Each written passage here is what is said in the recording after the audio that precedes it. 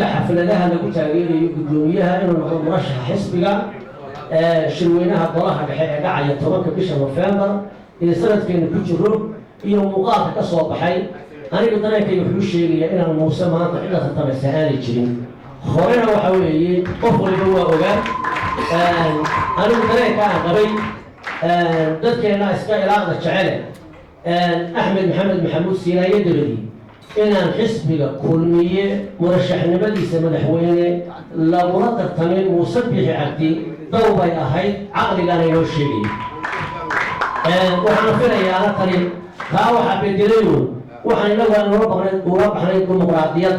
oo in la sharixi karo qof kasta oo baraha dhexe uu sharixi kara taa baynu ka dhabaynaynaa taa halkaa u dhaafi maayo boqolkiiba boqolla Muuse Biixi waxa weeye sida muuqata dadkuna way doorasayaan min kulmiya iyo kuwa xisbiyada kale ee dadweynuhuba waxay ku qanacsan yihiin Muuse Biixi Axmed Maxamed Maxamuud Siinaye dabadi xisbiga kulmiye murashaxiisa aan lagu murasanayn inuu yahay Muuse Biixi taas aan dhigayaa qodob kale waa leeyahay anigoo sida cadaan sheegay aad uga xun in la isu jawaabo siiba marka ay tahay xisbiga gudihiisa ragga ku wada jira aad iyo aad anigoo uga xun xalay waxaan dhaawaday TV-ga runtii kamida annaga beeshayada weliba hogaankana loogu jiro hogaanka aanu ku ogeyn ayaanu aragnay isagoo habeentii dhaweyda kaah ay ku qabsadeen dee beesha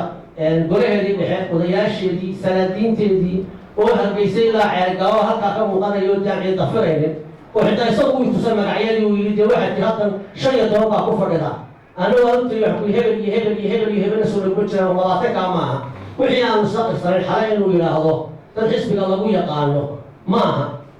maxamed kaaxib baa halkaa u sheegayaa annagu reer bariga reer ceelgaabaano maakir baanu hao xoogaa waxaan lagu yaqaana inaanu laakiin qoladii reer burcana togleera waanu la baratayo markuu lahaa dadka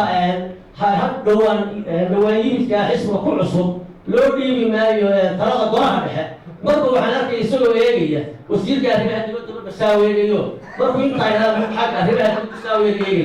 marka waxaan isin wallaahi nimanka reer togleer waxay iga barteen maaqriyadii laygu sheegi jireen reer halkaysoo ogaanay maadahe marka taa weyna leedahay qodobkana waa leedahay aan kula talinayo in adeerkay hoggaanku noogu jira hoggaanka xisbiga waa ka halkan fadhiya